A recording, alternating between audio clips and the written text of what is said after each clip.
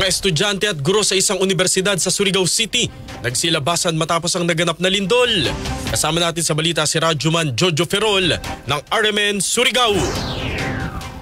Dali-daling bumaba ang mga estudyante at mga guro mula sa St. Paul University Surigao building sa Surigao City matapos ang lindol na kung saan ang epicenter ang Manay, Davao Oriental. Ayon sa mga estudyante at guro, marami sa kanila ang mula pa sa 4th floor ng gusali nang maganap ang lindol.